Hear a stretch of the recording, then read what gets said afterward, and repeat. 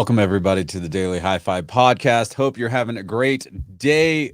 My name is Chana. With me, we've got Joe, as usual. And today, We Mr. have Aaron. Easy HT Tech. That's Ike. not Aaron? I thought that That's was not Aaron. Aaron. That's not Aaron. Hey, For those of you that were confused. I thought that was Aaron. What's up? What's up, Ike? no, I'm not replacing Aaron. So That was your opportunity, Ike, to say something bad about Aaron because you guys have like a little inside joke going on where you're always saying something in a mess. Aaron knows where I live, and I don't know where he lives, so he has some type of advantage. And until I find out where he lives, then yeah. Okay, that makes sense. What's going on? What's going on? What's up to the folks in the chat? Also, I see Chris Wyndham. I haven't seen you in a while, Chris. Nice to see you. Of course, the one and only Tim Perry. That's right. What's up, Tim Perry? Angela is in the house. Do you want to address this number 150? Because we were just talking about it. So sure. When did we start doing the numbers? I don't even know. We're over 150. Let's just say that. Because we've done some where we just weren't keeping count. So we're probably closer to 200, but hey, 150 is a good number. Are we really asking Joe to keep track of date and time? Of numbers? It is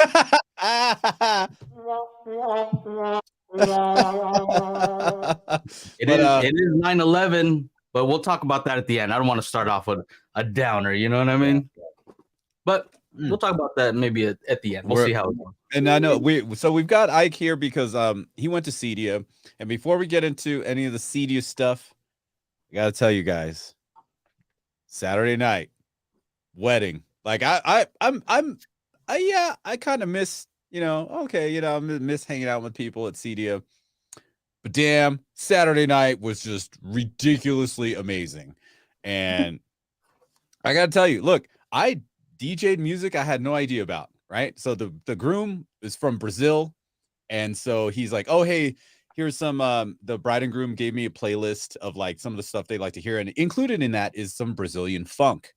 And so I was just, they were like, oh, hey, we heard you play house music at Main Lodge and this, that, and the other. That's what we want you to play. We don't want you to play regular wedding stuff.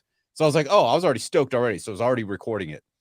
And then this one of the guests comes back and says, oh, Brazilian funk. And I just see it at 128, 135 BPM. I'm like, oh, I can mix this into the house music. And I'd listened to it for the very first time. Never heard this music at all. And I was just like, whoa, okay. And then they're speaking Portuguese. I have no idea what they're saying either. But dude, as soon as I mixed it in there, woo, these Brazilian girls, I tell you, man, they flooded the dance floor. And it was just I'm waiting for it. Oh. But I'm waiting for it to go from like GPG to like straight NC-17 in about 2 seconds. No. Here was the funniest thing, right? I don't know what I'm playing.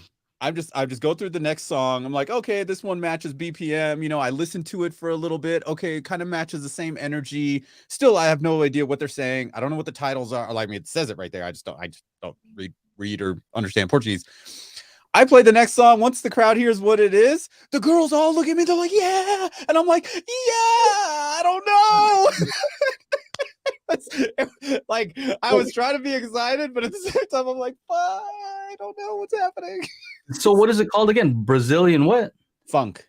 Brazilian funk. Brazilian funk. So does it have like a samba vibe? Yeah, yeah. It's got the right. And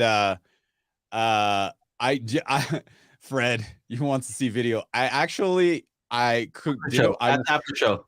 If I wanted to, but if I just sat there with my camera like this, I just look like a total creeper because, dude, there's like these girls are just they're getting after it. Let's stark contrast from last week's wedding, when there was a bunch of girls dancing, really wanted to twerk, really tried their hardest, but it was just not happening. Flash forward to this Saturday. Like these girls were equipped. I feel like their brain gets in the way sometimes. You know what I mean? Like sometimes you overthink it. You're thinking you got to bypass that part of your brain that's thinking. Yeah. And go straight from like what you want to do to just doing it. Like let the music move you. And I gotta tell you, man, these Brazilian women knew exactly what to do, and they were well equipped. Zero So it's a stark contrast from the pre.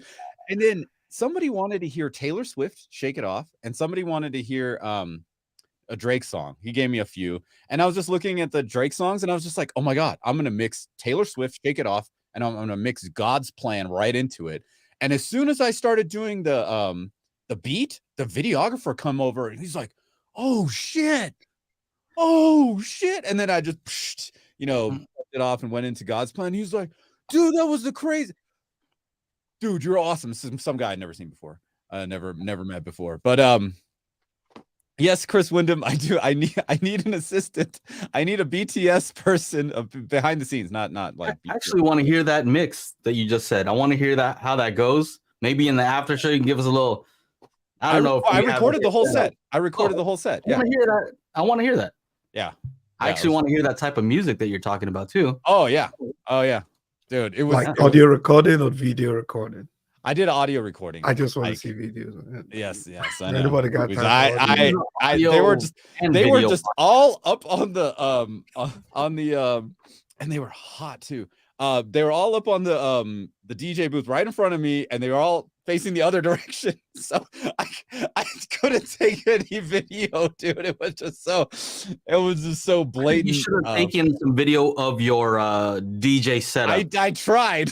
I'm like, you know what? Look at the crowd. You know, it's like that's promotion. That's all we're really asking for. We're not asking for any creepy video. We just want to see you doing what you do best. You want to see my setup and all that. And don't take this the wrong way. Don't take this the wrong way. I know where you guys.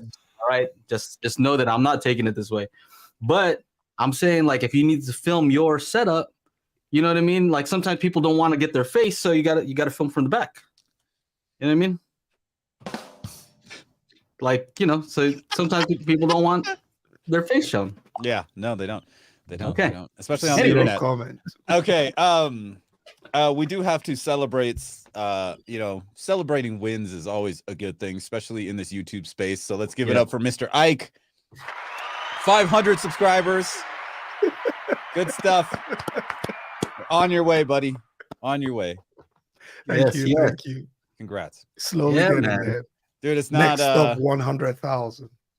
That's the next 500, 100,000. Yeah, that's how you go. Yeah, man, it's tough. They say, I think the statistic is like, I think it's now like 5% of YouTube channels are over 10,000 subscribers. So just getting through that 10,000 mark is quite a. I just $4.99. I just pulled my sub. Oh no! Oh no! Oh, Fred, you're a funny guy, buddy. You're a funny guy. I just noticed you guys. I got caught on Anthony's comment. It's got really funny. Right above that. Wife and I turned 50 next year. She asked for a new diamond. I immediately go to the web to see how much audio equipment I could get if she spends the same on. Damn. Yeah. Oh, funny. What is that? Is that?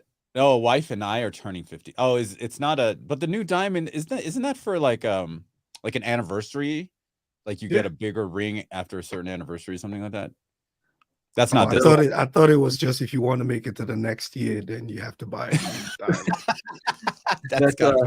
That's I finally have money now that I'm older, but I didn't when I was younger. Yeah. Yes. Exactly. Yeah, it's hard to do this stuff. You know what I mean? Like you got to get this big old ring, and then you got to do this wedding. And if you're gonna do this under 30, I didn't have very much money. Like the younger I was, the less money I had. Of course, as you get older, things get a little easier because you have something to show for the stuff that you've done prior. But when you're first starting out, for me, it wasn't the easiest. Well, yeah, I didn't always have money, and not that I have a ton now, but I had less then. Let's just say. I mean, it all depends. You got a bunch of family that can help out. Like last week, Saturday's wedding was a perfect example. Like they went all out. Like I set up music in 4 locations. Normally it's 2. So I had 4 locations with music. So wow. I actually, it was a 3-day situation for me because we went up on Friday to unload the pillars and all this stuff because there was too much equipment for me to bring it all in one shot. And then Saturday, finished up the setup, did everything, left some stuff, came back Sunday to pick up that stuff. So yeah, I charged them a whole lot. They paid for like the kit and caboodle. I call it the extended white package. Nice. Yeah. All right. Yeah. So you know, it depends. You know, and it was the mom. Mom was paying for everything. And like, dude, she apparently she was very nasty to a whole lot of people, except for me. I was like, I'm the lucky one. Like the photographer was getting people all set up, and she's like, no, I don't like this. And you move over here, you move over there. Like apparently she was like, hey, that's what happens when you pay, though, right? That's why for ours, you know? I'm like, no. I want to pay because, you know, when somebody else pays, then they get a say. Dude, she that was should be a line. Gondola if you crew. pay, then you have a say. That's a new rule that I want to, you know, institute in my house. If you're not paying, you're not complaining, right? You're not paying, not complaining. Yeah, that rhymes enough. Yeah, right. So you know, today you see I'm smiling, and you got new teeth. No, got your braces off. No, my teeth aren't new, but I was watching. No, I was watching some videos, right? And I'm like, man, I always look a little bit grumpy. Like even on Daily HiFi, I'm not. I don't feel grumpy. And you know what I was thinking about? Is I'm like, you know, I'm like smiling, but like I'm not showing my top teeth because it's like I'm just lazy or something. You know what I mean? I feel like it's a little bit of extra work to just lift the lip up a little bit more. You know what I mean? And because I'm looking down here, but I'm like, man, I don't look like I look grumpy or something. Like, yeah, there you go. Let's Anyway. see it, Ike. Let's see the smile.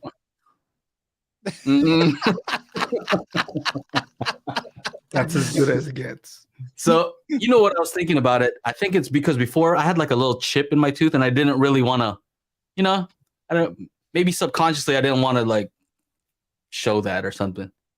But anyway, I want my face to reflect how I feel, and I feel happy. It's a good day. I have ice. I got this new nugget ice machine. So, you know that Sonic ice. People like that Sonic ice or that that ice from what is it, Chick-fil-A, the one that you can chew on.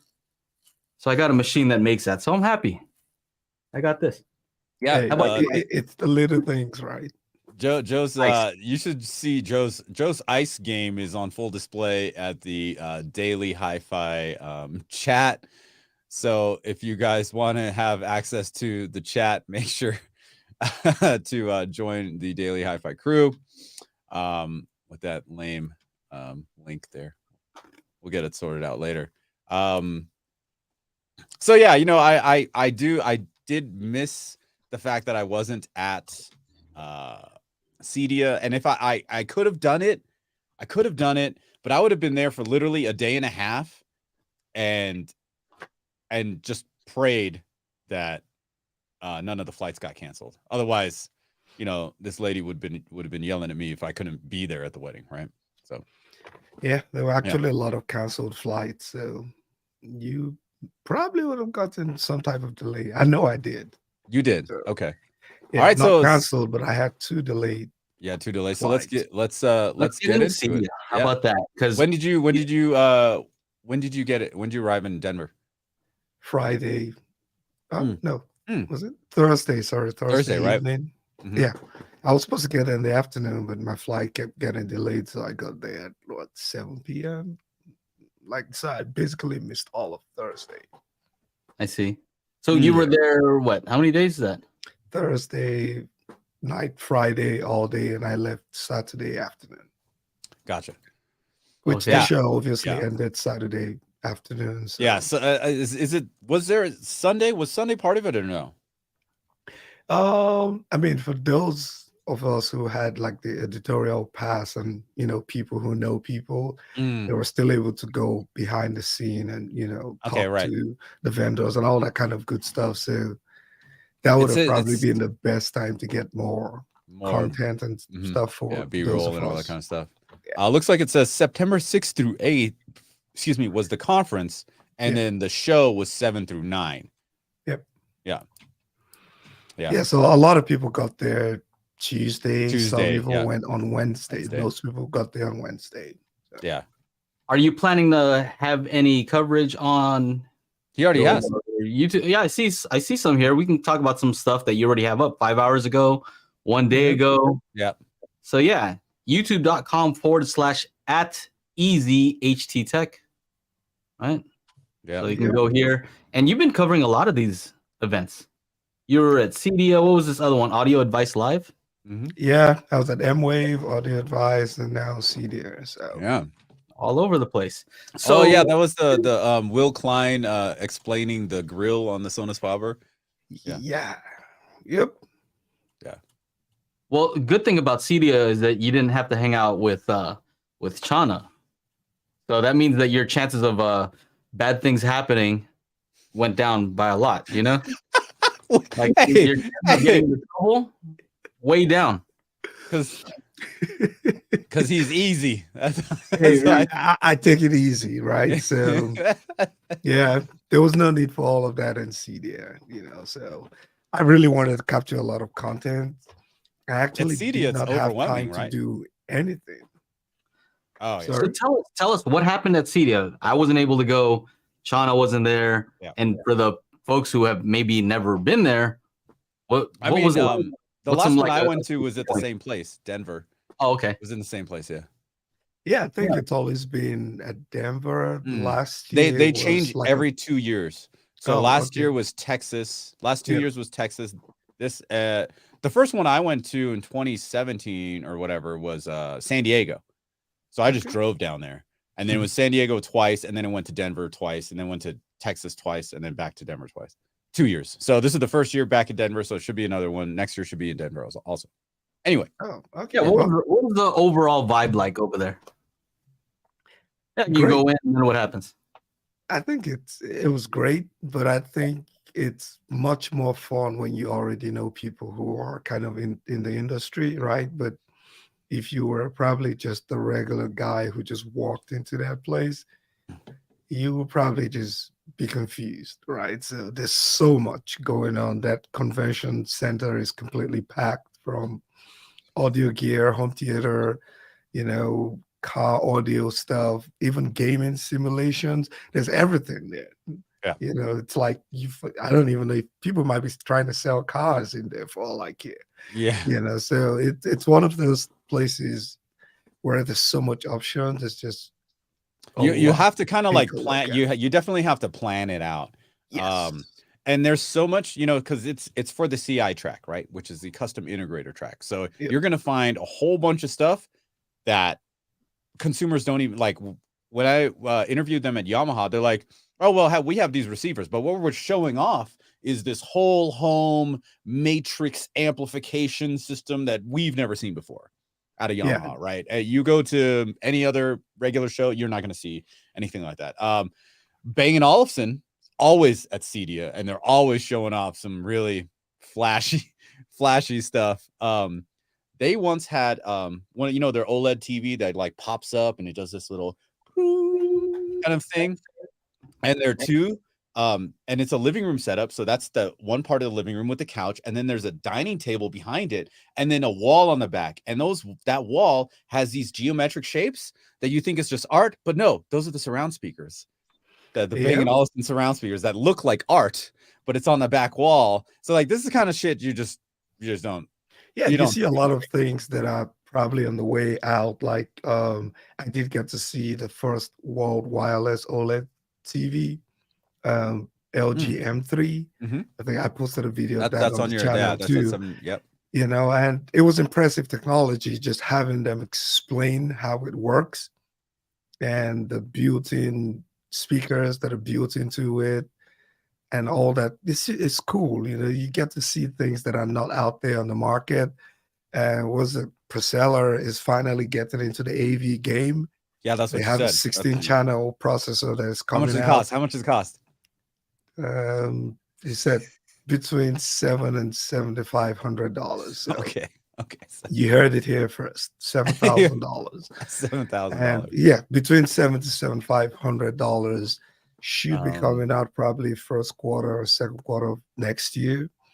So those are the kind of things that you get to see there, right? It's like things that recently just got launched or things that are coming out in the near future. So it was amazing. Hisense, there's a lot of cool. Look, Hisense is stepping up their TV game. It makes no sense. The TV game is moving in a direction that is almost like, Sony and LG need to be very careful. This is it right here, right? $7,000. Yeah, it looks like it's kind of. Yep. Is it built from the ground up, or is it on a platform that we've seen before? Like, he did mention the name. It's not. I think it has its own custom calibration software. I realized I didn't ask him that on camera, but I did ask him when we're done. It has its own. Everything is unique to it. He did in the video. He tried to explain some of the technologies. Obviously, I was doing the recording, so I wasn't even paying much attention. How come he has my background? Go back a little bit. Come on, focus, Ike. Come on. I did capture. Yeah, I did capture the. All right. Look at the back of this channel. Yeah. Look at that. So wait, 16 channel. Wait, why are there binding posts? And then it's a processor, right?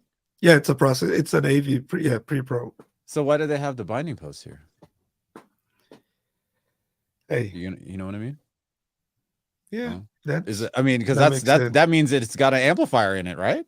Right? Yeah, Joe? I think it does have. Yes. Oh, it does. Okay. Oh, okay. Okay. Yes, so it does have an amplifier. Yeah. Okay. All right. Yep, and it's 16 channel and then 11 powered, I believe. 11 channels powered. Okay, that's what it looks like. Yeah. Yes. Then you would need an amplifier for the remaining 5 channel. Got it. All right, cool. Yeah, a lot of times you gotta. I learned this at my first CEDIA when you guys that Epson I did from CEDIA in San Diego. That was my very first interview I'd ever done in my entire life, and so that's when Joe was like, "Yo, this is the least awkward." CEDIA video I've seen all day. That's as good of a compliment as you're gonna get. Yes, yeah, and just think, dude, that was like my very first time doing an interview at all, ever. I just did it because why not? So here's one of the things you got to remember, Ike. You got to get as much product specs and as much interesting stuff about the product as possible, and then price, availability, release date. Get for every video. Boom, boom, boom, boom, boom. So some of those are covered in the video, right? So the release date, the price is on there, so, and like you said, the challenge also of being the one doing the video and yourself, and then, trying to go back and forth with question, and it poses its own challenge. So. You saw me do it at Audio Advice, right? What did I do? I did it in 2 steps. Right, I shot the video first and then went and took the B-roll of all the little parts later. If you don't have somebody shooting for you, it's too hard to actually be engaged in the conversation. Like if I were to have tried to do that with Will Klein, dude, I would have been so lost. I'd be just like, this is way too hard, so it's better. I feel it's better to focus on the conversation, because especially if you're interviewing an engineer, because my goodness. Like you have to really lead the conversation. You got to pull out the nuggets, otherwise they can start getting bloop, bloop, bloop, bloop. They'll be over here, and you got to be like, hey, we need to, we got this is for YouTube. Also, if you're talking to another YouTube guy who loves to talk, about his DJing, you gotta cut Shauna off. 100%. You gotta like jump in there and like guide the conversation. You know what I mean? Joe like does for that shit all the example, time. I've been trying to figure out. What are some of the things that you saw over there without Shauna talking about what happened like 5 years ago? Yeah. I'm kidding, Shauna. And I've been trying not to cut him off so he doesn't. I want to know what are some cool things that you saw there, some stuff that you found interesting. This is, Tim's got to cut this part and make it. Oh, yeah. This is for Tim. Summary from Easy HT Tech. What is it going to be? I would say, the LG boot was probably one of my favorite, just in terms of the technologies that they have coming out. and just the kind of research they're doing. They even had a suitcase TV, then obviously they had the wireless OLED. Now, the rest of it, I'm looking at it from an innovation standpoint, and then there's also the demo side of it, right? Where you go listen to all the new speakers that are coming out there, Monitor Audio and all those guys had all the new speakers that are coming out. So you can find a lot of those stuff out there, but I was more in the grind mode, right? I knew I had just Friday. So my focus was just go there, capture as many booths that I could. And, got a chance to hang out with Antonio Grimani. Dude, that guy, when you talk to him, Yeah. It's PhD level conversation, but, really great guy. And get to see just other technologies that Seymour has. I got to finally see their automated masking system, which is like, man, it's one of those things you never think you need until you get to sit in the room and just experience it, and you're like, oh, okay, this stuff really does make a difference. I need to sell a kidney to buy that thing. Yeah. So you were talking about some of the speakers that you may have actually heard at some of the other events that you went to. Did any of them sound different at this event? Because of course the rooms are different. Did you notice like, oh, it sounded not so good over there, but it sounded really good over here? Did you experience any of that, or they all pretty much sounded the same? They probably will sounded the same. One, I mean, thinking between Audio Advice a month ago and, for example, last weekend, I don't even think I can clearly remember what it sounded. But then again, you have the same guys doing the same calibration, doing the same EQ, doing the same thing, right? So, but it's a different room. I don't know how much different it's going to be if the same guy is going to this different shows and doing the same calibration with the same system. I think the delta is not going to be much. No. What was the best sounding system that you heard there? The best sounding system? Was it Monitor Audio? I need to check. I actually don't even remember, but let me check my notes, because I think I made some notes. I think I remember the last time, I think it was CEDIA. You went to CEDIA before, right? Yeah, in Dallas. Yeah. The last one that you said that you liked a lot were some the Linda Steinway. Yes. The Linda Steinway. They did not have a booth, I believe, this time at CEDIA. But yes, there's still nothing I've heard, even this year, that matches just Linda. I don't know what those guys do, but yeah, it was their system is very different. All right. So there wasn't a standout thing like that, because last time you were just like, that room was, you said it sounded so clear.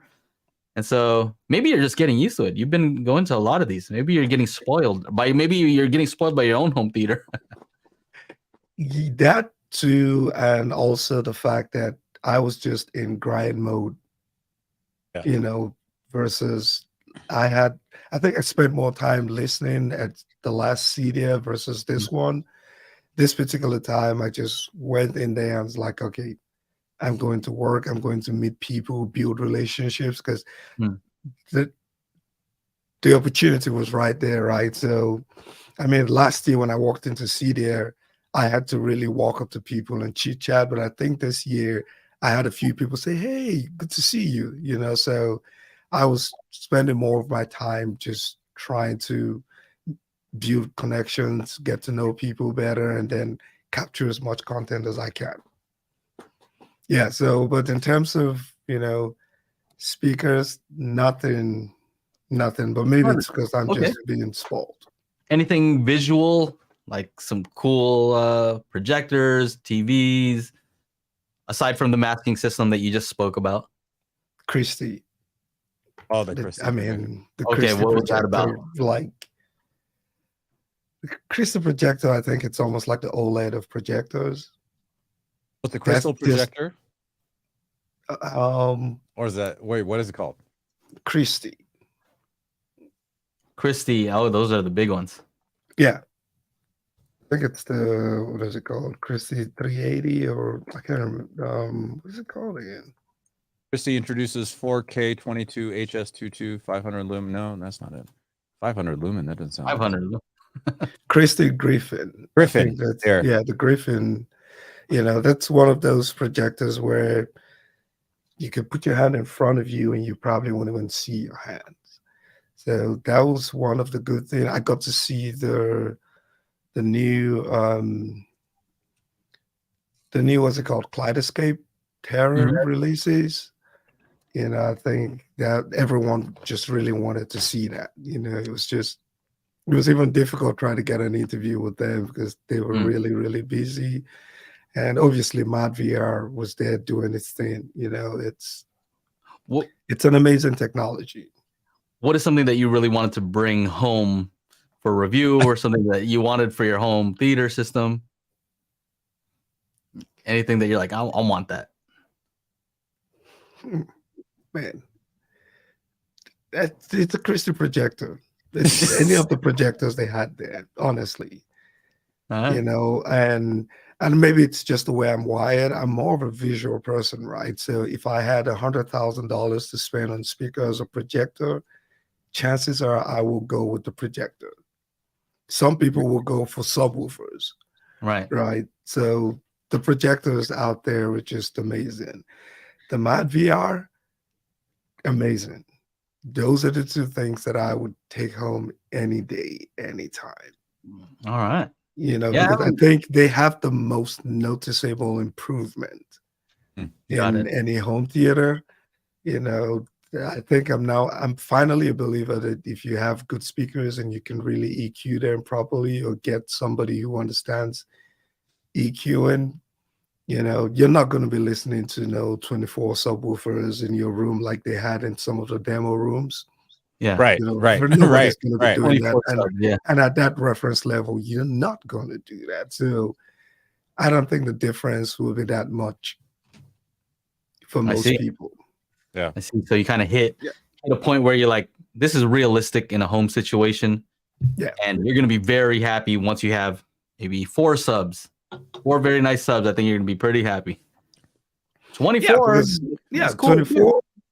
24, is strictly for demo, and even at that price point, right? How many people will really be able to afford some of those rooms were $500,000. Some were clocking $1 million, right? Yeah. So it's like, what's amazing to me that they would bother to bring 24 subs, right?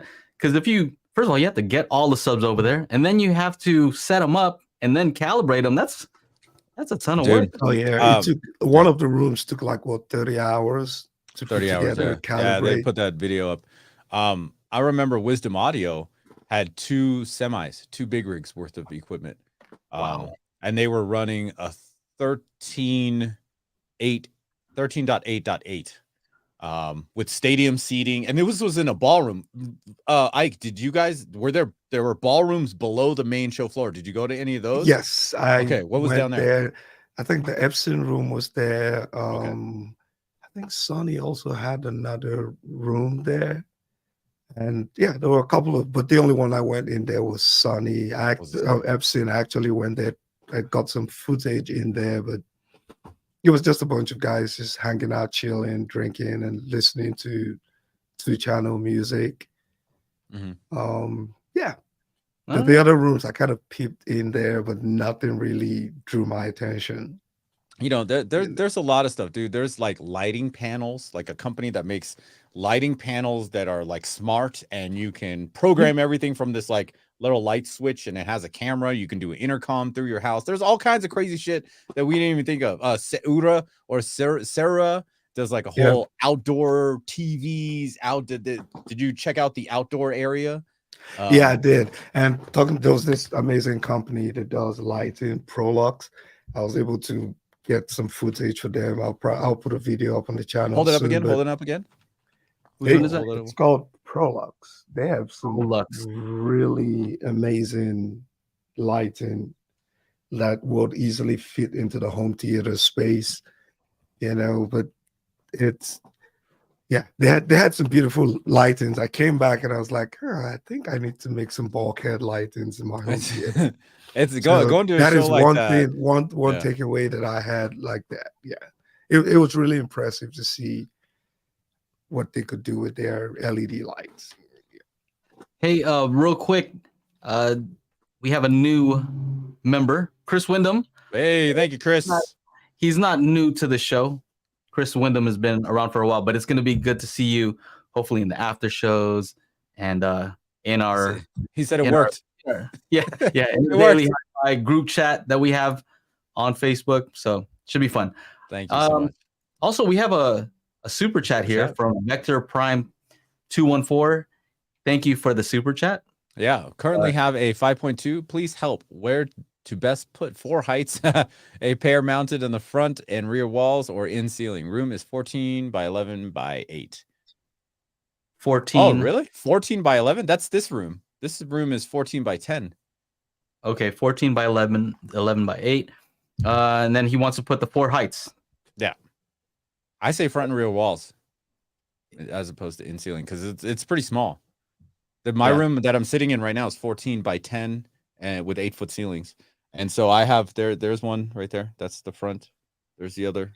And then I'm looking at 2 more up there. So that's this is a good segue actually into the RP22 guidelines. Oh, so, do you see that? RP22 CTA RP22 guidelines. Basically, I'll get into that in a second. But to answer this particular question, I like the heights to be directly above the corresponding ear level speaker. So my left and right, I would like a height speaker up so that the angle is 30 degrees.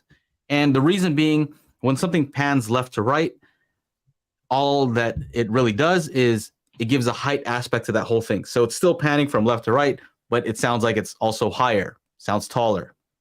So it gives a height of aspect. Now, some people prefer more of an overhead aspect, right?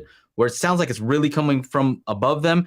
And so that's why some people like to have in-ceiling speakers and above them here. But my argument is that the higher you go up, the more inward they become, first of all. And you just kind of lose some of that. You have to compromise, right? So if you want more overhead, you lose a little bit of the ability to tell where it is on the horizontal plane, and it just you lose a little bit of cohesiveness between the ear level and the height.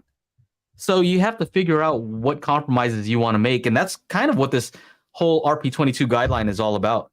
It goes into all the different compromises you might have to make, and so I think it's really good.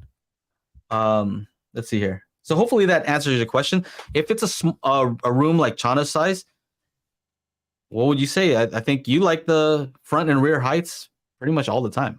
Yeah. If you can do 6, then yeah. Like I bought the other 2. I have them sitting here. They're actually connected to the receiver just so I can make sure there's sound coming out of there. But yeah, so I need to get. I'm not a handy person when it comes to like installing something into the ceiling. So I'm gonna. What is going on here? But yeah, I need to get my friend in here to like kind of mount them so I can hear it. But it's not for me. It's not like I'm in here watching movies. I'm just in here making Atmos stuff. So it's not like super duper important for me. But I know in a longer space, like in those rooms, Ike, were they pretty long? Like those demo rooms, they were pretty. Like, how many people could a demo room seat? Was it like 4 rows of 5 or some shit like that?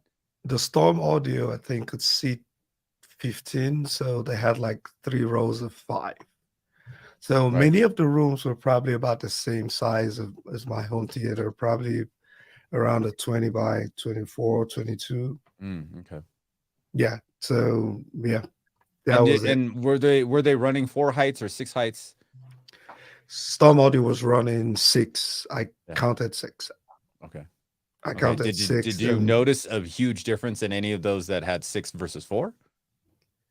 Yes, I did. In the Storm Audio, for the Storm Audio, I actually looked up in the middle of the demo and literally turned around and started counting. Yes. And if you ask me what the next upgrade is going to be in my home theater, it's going to be 6 Atmos.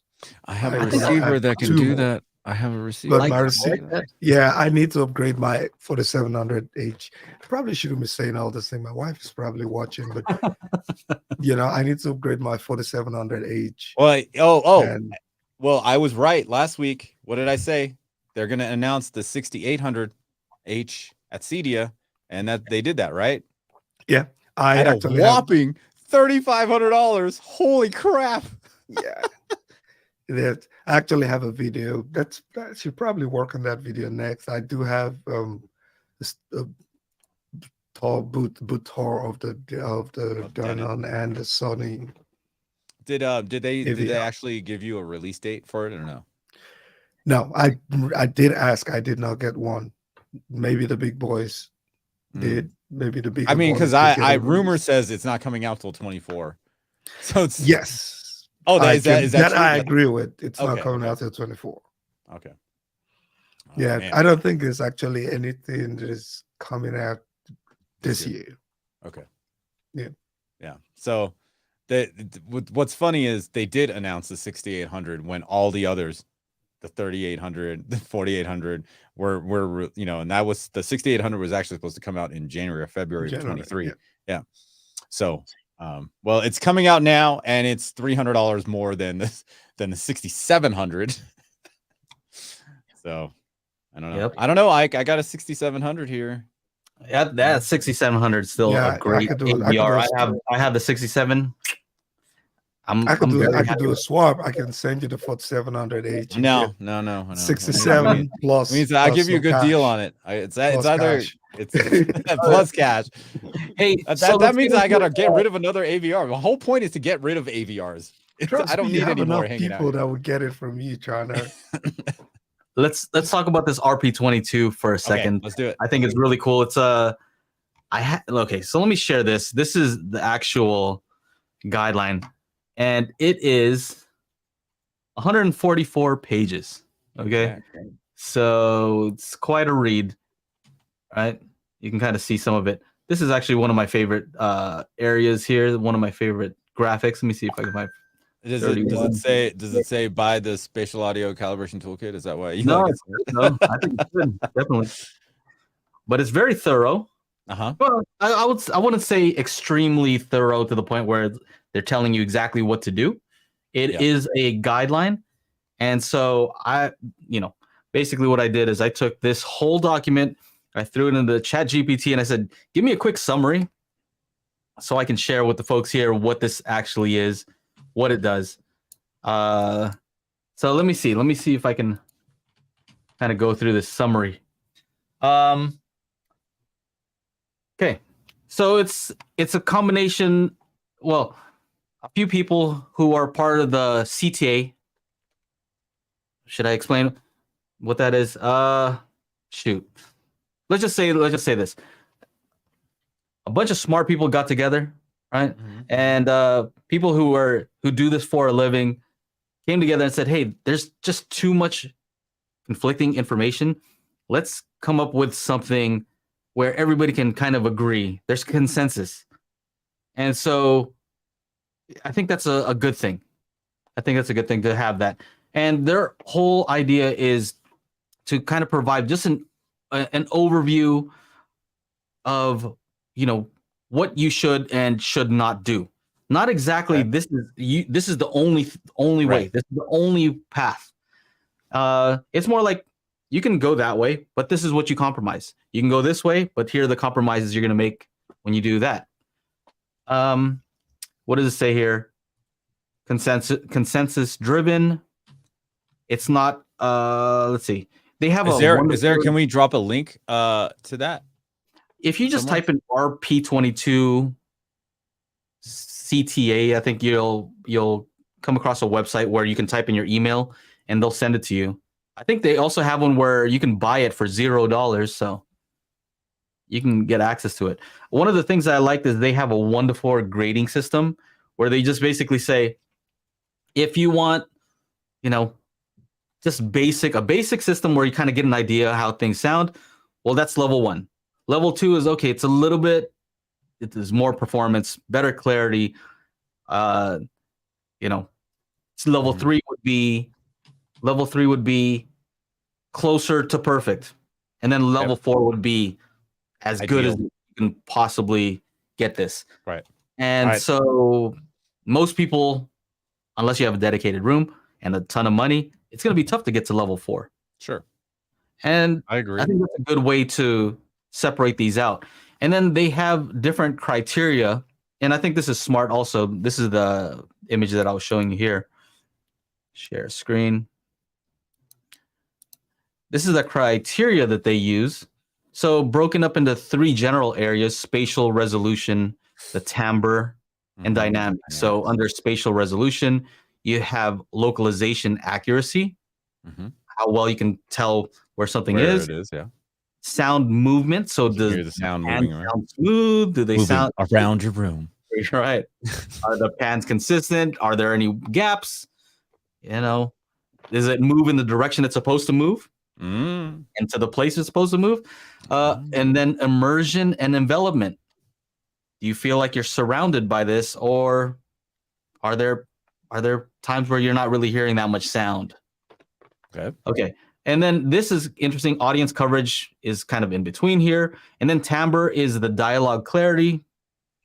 Important to a lot of people. They want to be able to hear those voices. And then tonal balance is the balance of the bass, mid-range, and the treble. Don't we have like a section on our disc called tonal balance? Tonal balance, yes. Imagine that.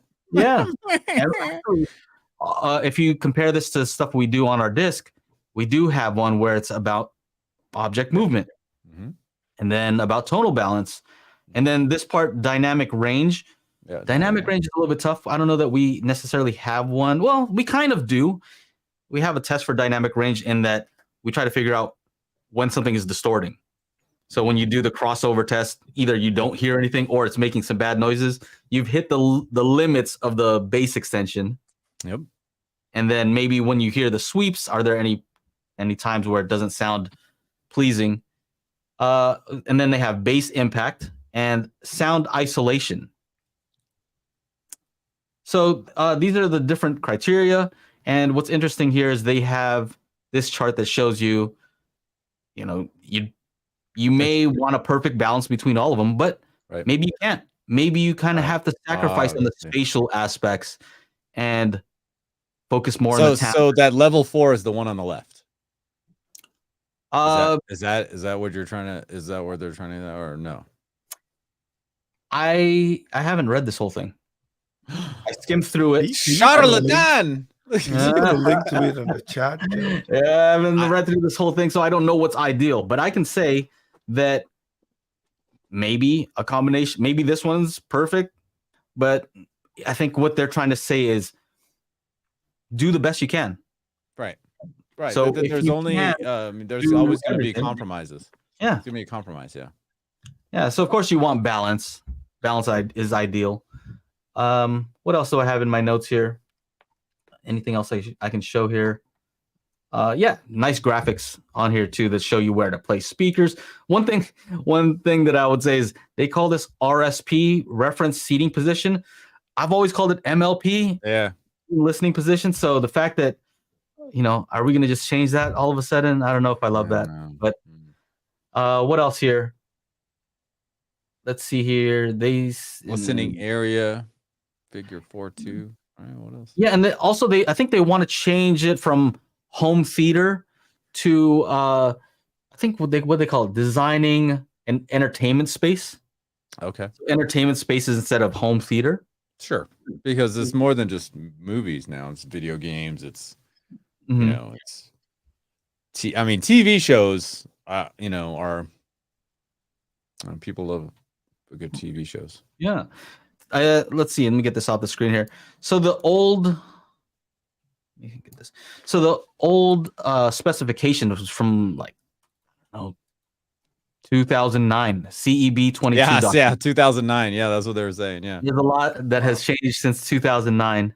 Yeah, and this one is supposed to be 2018, or is this brand new? This is new. Oh, this And is I new. think So then the link, the look, idea is the they're wrong one. supposed to update it also, which is cool. It's not just this is how it is and that's it. It's done. Yeah. What else? I'm trying to go over what they said in this document. The other thing is that they allowed for formats like Dolby Atmos, Oro 3D, DTSX, MPEG-H. And so they said, hey, you have all these different formats. You have to make a compromise. And that is true. Sometimes it's going to be tough to make it so you have a system that works well with all of them, unless you have a ton of speakers and some kind of processor that can handle all that.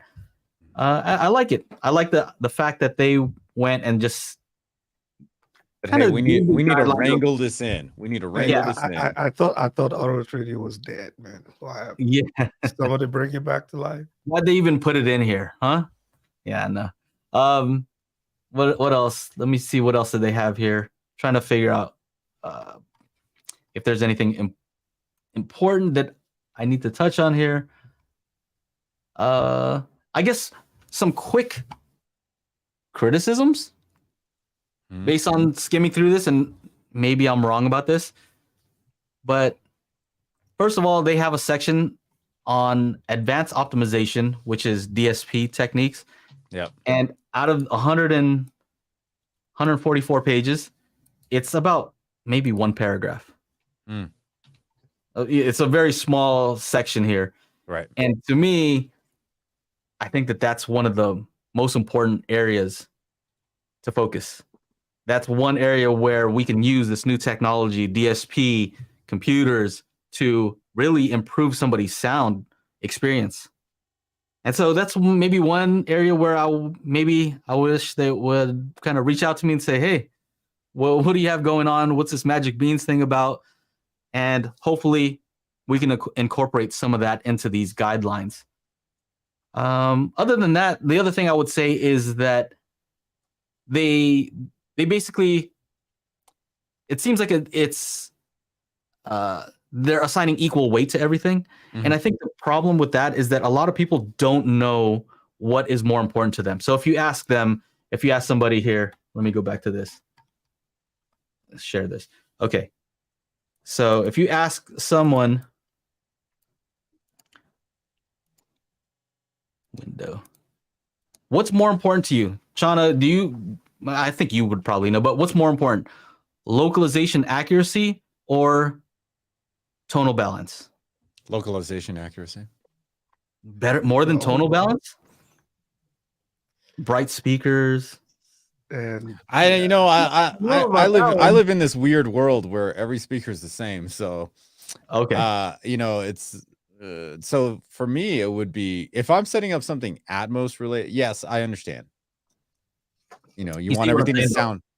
Yeah. It's a give and a take. I mean here, so for me, the tonal balance already taken care of, right?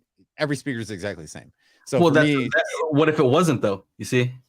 Yeah, I guess we'd have to start it off like Maslow's hierarchy of needs. What do we need first?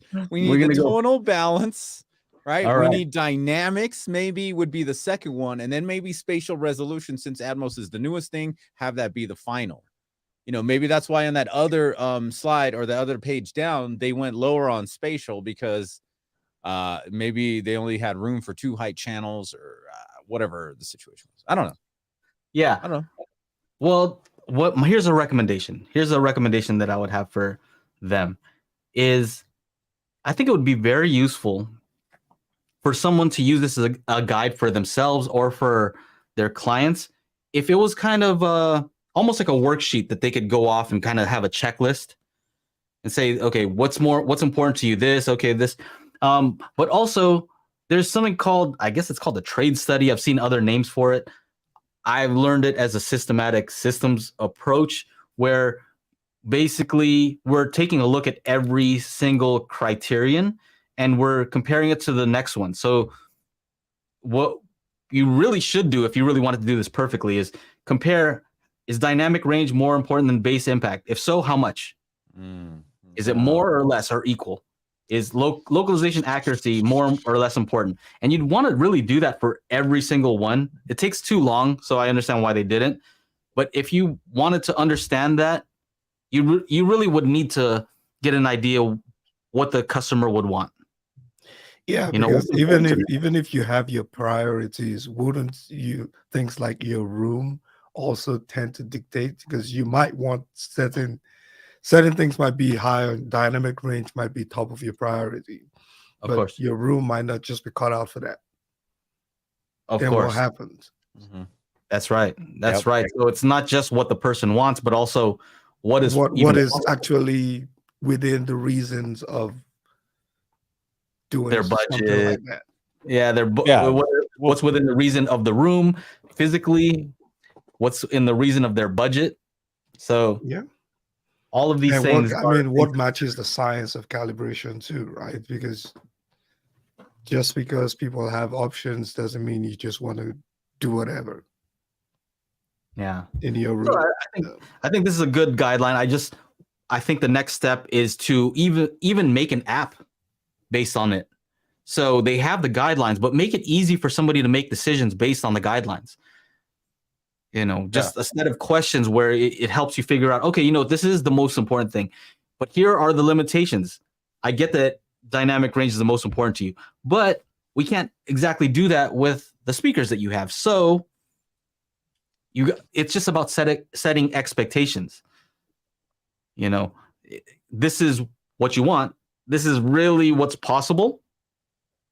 So just know that I can't make something happen that's physically impossible to do, especially with I would do more like a recommended and then whatever you want to do. Mm-hmm. So, certain things like that. I think Crossman just talked about dialogue clarity, right? Mm-hmm. For most people, if you have budget speakers, which a lot of people do have, your priority is probably making sure that you can hear what's coming out of your freaking. No, they don't need to hear the dialogue in the movie. No. You just want to feel the bass. We just want bass. We want to hear the bass in the voice, like tickling our butt. That's so yeah, you want the clarity. You want to be able to hear what somebody is saying versus worrying about, isolation, I guess. But yeah. But I would recommend certain things as probably this should be your top 5 in whatever order you want them. What's your top 5 though? Because every person I believe would do it a little bit differently. What's your top 5 if you have to pick? So I will start with, I do have the same speaker, so I wouldn't worry too much about tonal balance. Well, you're assuming you can't. That's a freebie though. You're just saying we're assuming no speakers. Okay, yeah, that's true. Though. So yeah, we're assuming. So I will go with. Okay, let's see. I will go with immersion first, especially if it's a dedicated room. Mm-hmm. Clarity will be important to me. Okay. And then let's see, dynamic range. If you have good subwoofers, I'm not. Localization will be another one too, right? If you're sitting in your MLP and all of that. Mm-hmm. And then what's the 4th one? Tonal balance. Ever since we worked on my system and we got that tonal balance, it does make a huge difference making sure your speakers are balanced. I think that would be my 5. Like 8 of them already. No, I picked 5. All right. Chana, do you want to go? What's your top 5? Can you even see them? It's hard to see, right? Yeah, no, I gotta zoom in here. Out of the outer ring, is that what top 5 of the outer ring? Is that what we're looking at? Okay. All right, I gotta move over because my camera's in front of some of it. Okay. That's a tough one, man. 5. Okay. All right. Let's go with the dialogue, the tonal, dynamic range, bass impact, and sound movement. Okay. There. All right. That's, without any thought or not with the. Okay. All right. So I'm gonna go with. I think tonal balance and dialogue clarity are very related. I understand why they're separating out dialogue clarity, because sometimes the room interaction, the reflections can affect the dialogue clarity. Ugh.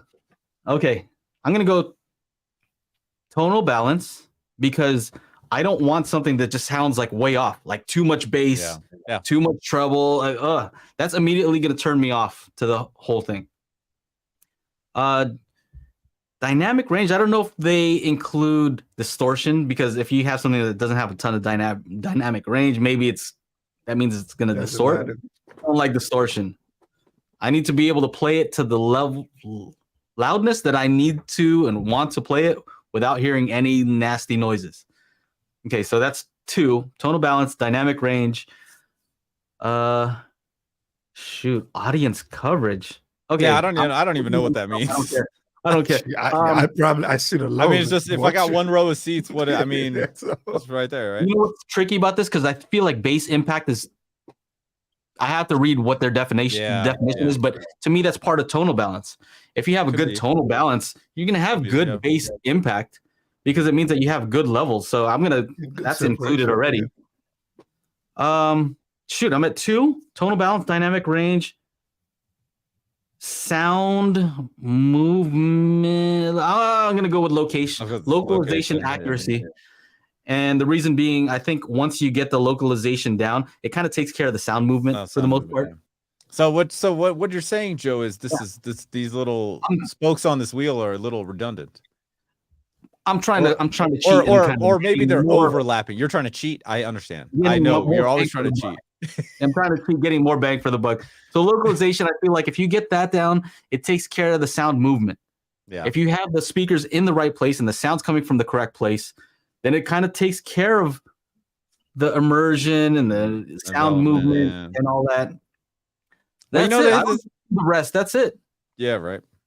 I mean, it's kind of if you look at the pie chart, you see that audience coverage kind of overlaps between spatial resolution and timbre. So some of them, I guess, overlap already in the diagram.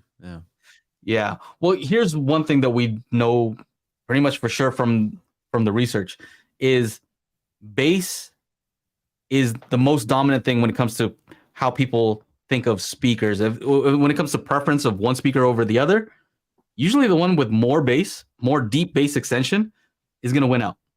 So you take a bookshelf speaker and a floor standing, same exact frequency response above the mid-range.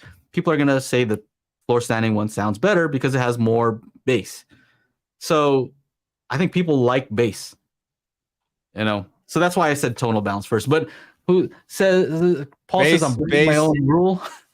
Bass, dialogue, Uber Eats. Okay. All right. So anyway, I thought this was interesting. Go ahead and take a look at the RP22 guidelines.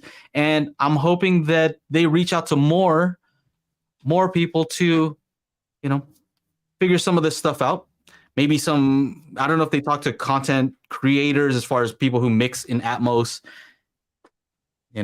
We found certain things about mixing in Atmos. And so I thought it might be interesting. So yeah, feel free to reach out to us. We have someone actually in our Discord group who was part of this, who was involved with writing this. So maybe I can talk to him and see what we can do to kind of continually improve this. So let me get this off the screen.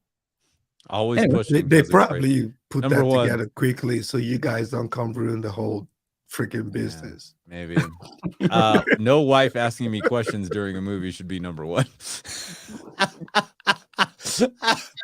Joe almost spit out the ice. That was a close the one. Precious ice. Look at it, it's all red. Oh man, that's number 1. That's hilarious. Always pushing, always joking. That's what's up. You are really pushing. So let's see. Okay, we're at an hour. Oh shoot. Yeah. Do we have any super chats that we got to get to? No, that's just the one.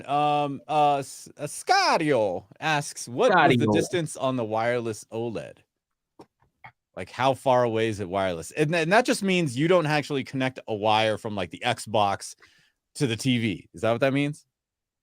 Yeah, so it does have its own box that you just need to power and then power the TV. And then it does its thing wirelessly. So you can have the box in a different room.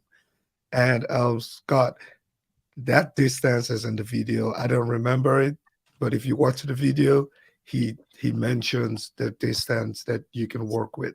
But it's a relatively large margin that you can work with. That's a good idea. It's a great way to get more views. So just watch the video. I already know. I mean, I don't know. I don't know what the distance is. It could be 5 feet, could be 50 feet. We just watch the video. It's correct. The video. That would help me, and that would help you too. So. Yeah. I'm not sure of the price of that thing, but click on the link in the description to see the most up-to-date pricing. Happens to be an affiliate link. But yeah, it's somewhere in there. Just make sure to click. Yeah. I know your tricks. I will go update the link. Mike says Ike bought all the same speakers, so tonal balance is important. Yeah. Yeah. It was more like the price was important, but yes. The folks who don't know, why don't you tell them what your main speakers consist of?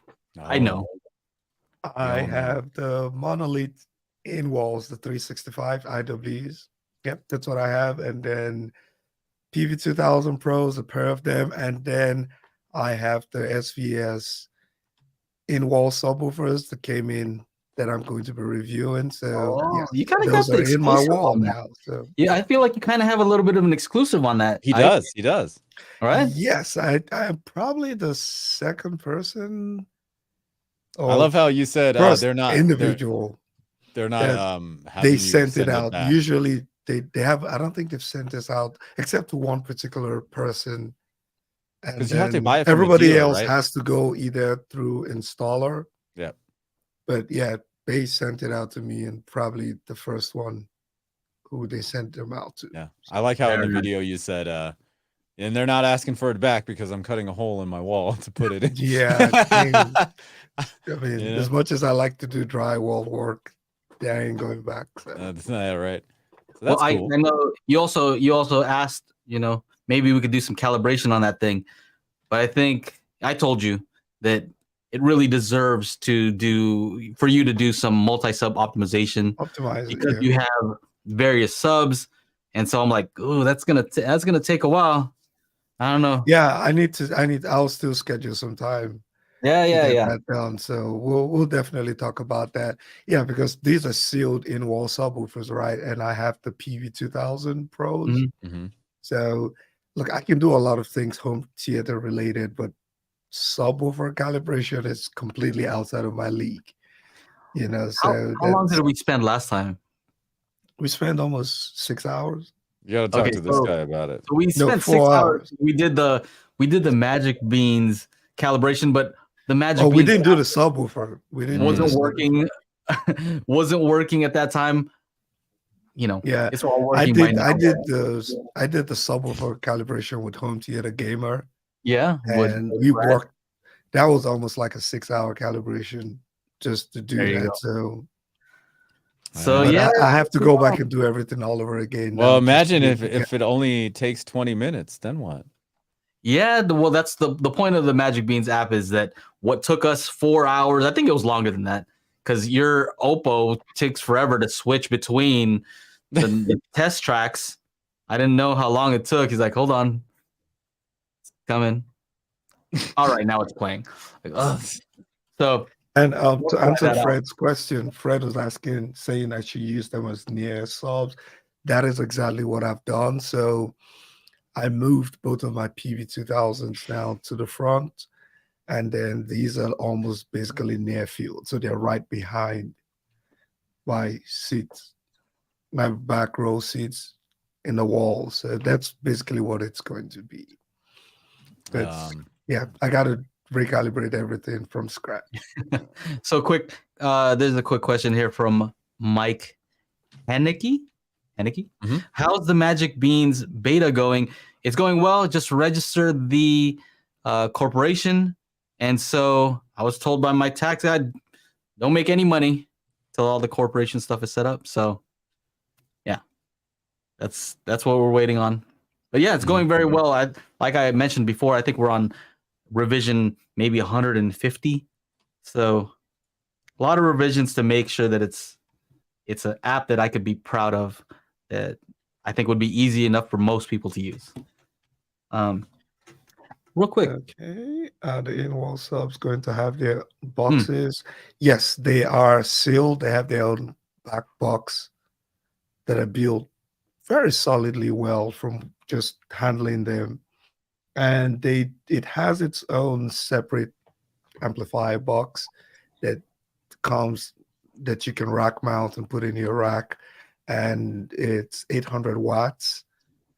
If you buy the single configuration, so they have two different configurations. You can buy the single subwoofer that comes with the amplifier and just one sub, and you would get the 800 watts. But if you get the dual configuration, then you're going to be splitting. So basically, two subwoofers in that same box. You will be splitting the output to 400 watts for each sub. Now, you got to buy, so you can't buy a single configuration and then go buy a second subwoofer and throw on it. It's basically configured from the factory. Got it. So if they want the dual, they can't buy the single and then you can buy you can buy two singles and then make it run them as a pair. No. Yeah. Okay. If you buy two singles, then you're gonna have to rack mount two amplifiers in your rack. So I think that's something that people have to be very aware of, just so that you don't get 400 and get disappointed, expecting 800 watts. Okay. Any other questions we have? Just a couple of comments. Tom Toya was saying, following from Belgium here. It's 2 a.m. Nice. Great stuff, guys. Keep up the good work. Oro's still alive. Their studios is close to where I live. Yeah. Oh, nice. Say hi to Wilfried. Say hi to Wilfried. Marv says, my system is still running my old calibration because of kids and need to break out the duct tape. Sometimes, dude, for me, it's my dogs. Like they start running around and then all of a sudden, like they start fighting with each other. So there's all this barking going on while it's trying to go. And then what? Stop it. Do they warranty the subs? Ooh. I don't think so. I wouldn't imagine. I don't think so, but I can ask Nick. But I don't know. You need to figure it out if you can you might be able to use your own amp, but it already comes with one. So I don't know why you would even want to drive it beyond the 800 watts. Oh, well, because I got this pile 3,000 watt for a pro amplifier in the garage. Might as well just plug it in, right? No, those subwoofers only weigh like 30, 40 pounds. You don't want to do that to them. All right. Hey, real quick, I have a few more things I wanted to mention real quick before we go. Is you guys have seen these two, Brent Butterworth on the right and Dennis Berger on the left. They have this podcast called Audio Unleashed. I love to listen to this. I listen to it when I'm cutting my hair, just the perfect amount of time. Listen, cut my hair. But in this one, they were talking about this Monolith Encore T5 tower speakers, and they were just amazed how good they were compared to some much more expensive speakers, and they were impressed by just kind of how they didn't cheap out on it, and the design and the measurements are all good, and we all know that, right? There's a reason why Ike is using Monolith speakers. There's a reason why I have Monolith speakers all over here, and it's not because they're a channel sponsor of mine, which I have to say, but it's because speakers actually measure well and they sound good. So they were impressed by that. Now, I've reviewed the Encore T6 and B6 and C6, the 6.5 inch driver. This is from the same line, but let me show you here. I can't not talk about this. Look at this. The T5 tower. So they're using the 5-inch. Look at the price of this thing. Damn, $89. For real? $89, bro. Hey, for those of you that wanted to do 7 ear level speakers that were all tower speakers, hey, $700. Save $240. So I still need to take them out of the box, measure them, listen to them. But from my experience with Monolith speakers, unless they screwed something up here, something has to be really messed up. Is it kind of like THX certified in the audition? No, I don't think these are. This is not THX. No, these are not. But if this is using the same tweeter as on the Encore B6 and T6 and C6, then it won't have that same issue that I found in the audition line where the tweeter was too hot. Right? There's too much trouble. Unless they really mess this up, I am having a hard time not recommending this, just without even listening to them, without even measuring them, just my experience with their stuff. $89? They must have a new lineup coming out soon, man. I don't know what the deal is. Tell us, Joe. Oh, that's usually a telltale sign, huh, Ike? They what just do you kind know, of heavily... Joe? Tell us. What do I know? I don't know that they have a new line. I don't know. Don't break I don't NDAs, man. I know. No, there's no NDA. And honestly, all I know is that seems like a ridiculous deal. Yeah. That, when I was young, I couldn't afford much of anything. I couldn't afford good speakers, and the speakers I could afford were pretty crappy. My center channel was a KLH center channel that came free with a Kenwood receiver. Came free. And it was seriously like I could rip it apart with my hands. It was just like a bunch of like 1/4-inch MDF, and I could tear it apart if I wanted to. And then my other speakers were some Kenwood speakers where if I took off the grill, the holes that the grill goes into, right? If you took off the grill, then it's no longer a sealed speaker. Like the air would come out of the little holes. That's how I need the in-wall speakers to go on sale, man. They never want to put the 465, which is like the big brother of the one that I have. That thing is never on sale, man. Look at this. $89? Come on. Dude. That's what's up. Anyway, I wanted to share that just because I think that's pretty awesome. I have these T5s and also the bookshelf, the B5 version. So I'll see if they're good or not, and I'll let you guys know. But for $89, it's almost like I don't want to review them and they're great, and then they're back to $329. It's like, yeah. So it's almost like if you have to take a chance, it's I don't think they're gonna be horrible for $89. I think you're gonna be surprised. What are you guys saying else in the chat here? Yeah, you can buy them, and they fall within the 30-day warranty. If you don't like them, you send them back. But they're good. They make good speakers. That's all I can say.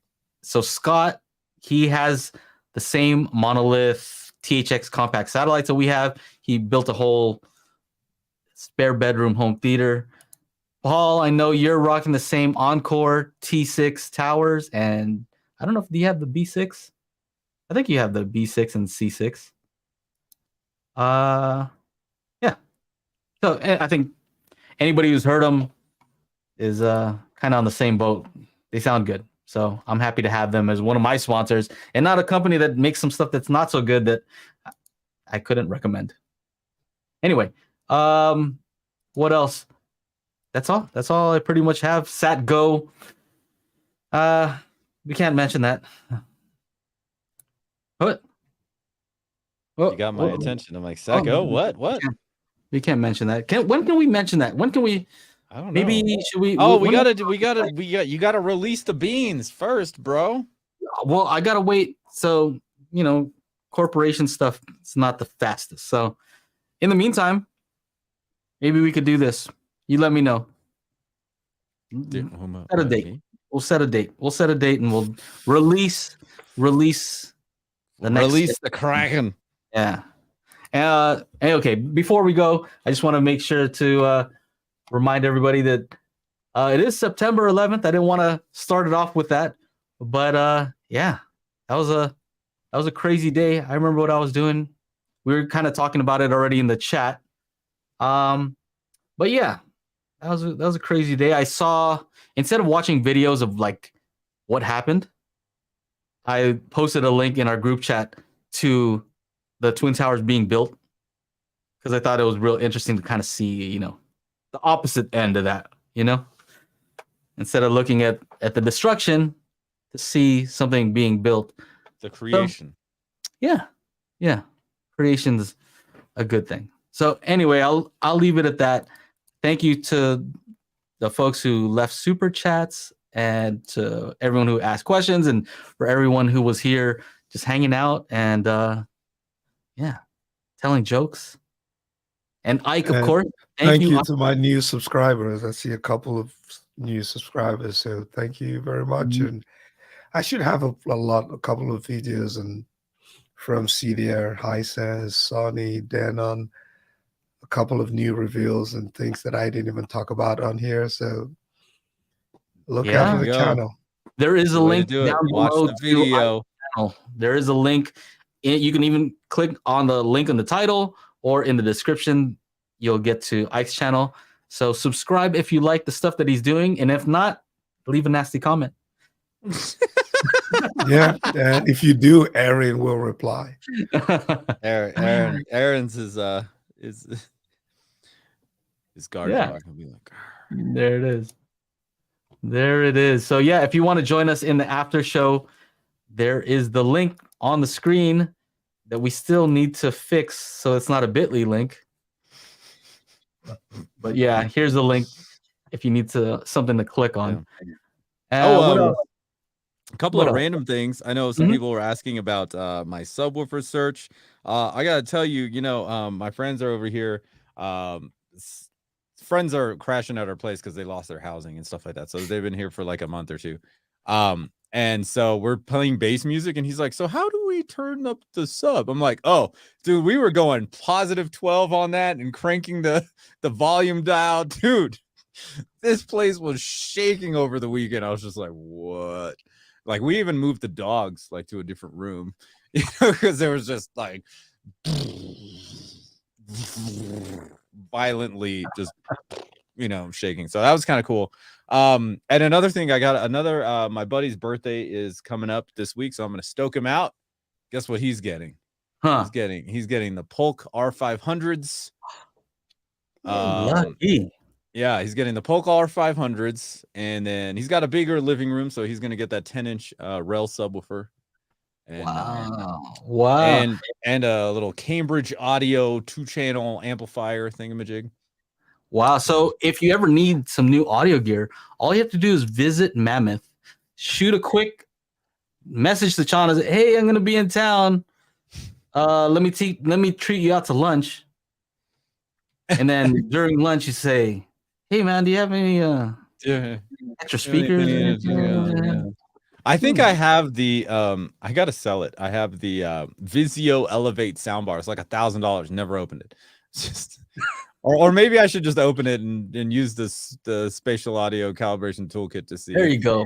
If maybe it's actually doing something properly. Okay, that's what we should do. Just send my 6700H, please. Don't break it, whatever you do. Oh man, it's between you and the mixing engineer. He said he wanted to run 11 channels out of the box. Like, oh. So, how about you set up that Elevate soundbar on the spatial toolkit and make a video that like make the fastest video you could possibly make. Make one that's like in 2 hours, like minimal editing. Just throw it up there. Take a quick picture for the thumbnail. Like, do a quick one. See, you think you can do it? If you can find 2 hours. I don't know. 2 hours. Well, the other thing is it's bouncy house, so like I'd have to either put it here or But it's too high. This is a too high. How many spatial toolkits? You know, if it sells a few spatial toolkits, it's worth it. Oh yeah, that's true. Yeah, that's true. How the spatial toolkit works, or maybe the new one that we got. How that works with the soundbar setup? Because people have been asking, will this work on a soundbar? Usually it's a Nakamichi Dragon, so it's hardly a soundbar. But does this work on a soundbar? Yeah, I think we have something for you. What is this? Yeah. So interesting stuff. I really need to go through that my storage unit and get rid of a whole bunch of stuff because it's taking up space. So yeah, if you guys want to know what stuff I'm selling, it's good to be part of the or letting go of. It's good to be part of the what is it, channel membership? Is that what we're calling tonight? Yeah. Daily HiFi Crew. Daily HiFi Crew. That's right. right. 2 words I never expect to hear from Chana. Too high. And it's T-O-O. It's T-O-O. There. Oh, there, and there. Gotcha. All right.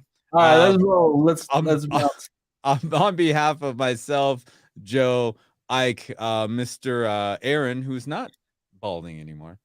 Thank you for watching. This is the Daily HiFi Podcast, and if you're watching on the replay, make sure to tune in Mondays, 4 p.m. Pacific, 7 Eastern, to be part of the show and all the fun we're having here. Yes, thank you guys. Did you see this? Maybe put some Brazilian bouncy music. That's right. Hey, you know what's funny? That's the first thing you mentioned in the whole show, and people are still on the Brazilian thing. Yeah, all right. This whole show and still on the Brazil. So yeah, if you want to be a part of the Daily HiFi Crew after show where we see video of the Brazil, no, I'm just kidding. That's not going to happen. But I'd laugh if a bunch of subscribes came through. They're going to be so disappointed when there's no video. Hey, we'll call it the Brazilian bounce. The Brazilian bounce, yes. All right. Let's roll. All right. And if you like listening to podcasts instead, wait, the wrong one. Go to anchor.fm/Daily HiFi. You want to grab some merch, like some hats and stuff, go to shop.dailyhifi.com. And we're going to jump into the after show. If you're not part of the channel memberships or part of the Daily HiFi Crew, we will see you next week. But if you are, we'll see you in just a few minutes. Have a good one. See you guys.